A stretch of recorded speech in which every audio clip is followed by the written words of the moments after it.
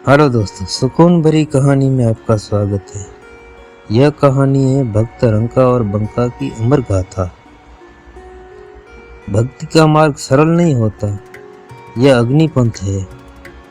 जो सच्चे मन से भक्ति करता है उनका जीवन अक्सर कठिनाइयों से भरा होता है, पर वह संसार की मोह माया काम क्रोध से परे होते हैं। ऐसे ही एक सच्ची और अनुपम भक्त की कहानी है। पंढरपुरा गांव में भक्त दंपति रंका और बंका की है। रंका और बंका पति पत्नी थे, पर जीवन का उद्देश्य केवल शारीरिक नहीं था। वे दोनों राम रस में लीन हो चुके थे। वे कहते थे, राम रस ऐसो है मेरा भाई, जो पीवे वो अमर हो जाए। ध्रुव ने पिया, प्रहलाद ने पिया, पिया रविदास, कबीर ने भर भर पिया, फिर भी पीने की आस।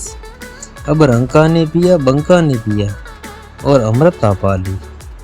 रोज सुबह वे जंगल में जाते, सूखी लकड़ियाँ काटते, उन्हें बाजार में बेचते।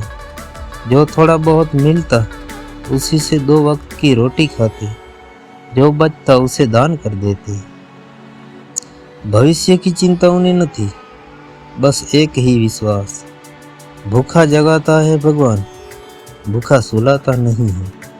उनकी भक्ति इतनी निर्मल थी कि स्वयं भक्त नामदेव व्याकुल हो उठा। उन्होंने भगवान श्री हरि विठल से कहा, प्रभु इनका कष्ट मुझे देखा नहीं जाता। भगवान श्री कृष्ण ने उत्तर दिया, नामदेव मैंने प्रयास किया, मैंने सेठ का रूप धर के इनकी लकड़ियाँ महंगी खरीदी, परंतु रंका और बंका ने अपने लिए सिर्फ 2 वक्त की रोटी ली, बाकी सब दान कर दिया। इनके भीतर कोई लोभ नहीं, कोई अपेक्षा नहीं।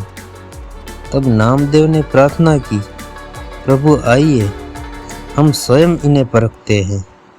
भगवान श्री कृष्ण और नामदेव जंगल में जाते हैं। रंका और बंका लकड़ियाँ लेकर लौट रहे थे। रास्ते में भगवान एक सोने से भरी थैली रख देते हैं।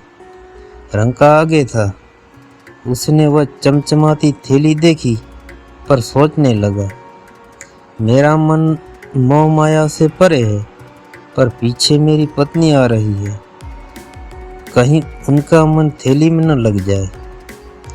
उसने तुरंत माटी उठाकर थैली पर डाल दी। थोड़ी ही देर में बंका आई और पूछा, यह क्या कर रहे हो?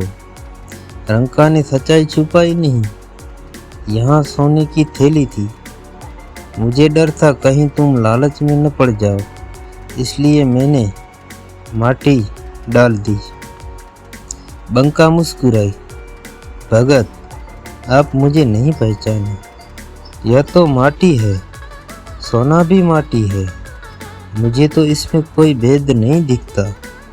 आपके मन में यह भेद आया, यही आश्चर्य है। तब श्री कृष्ण और नामदेव छिपे नहीं रहे।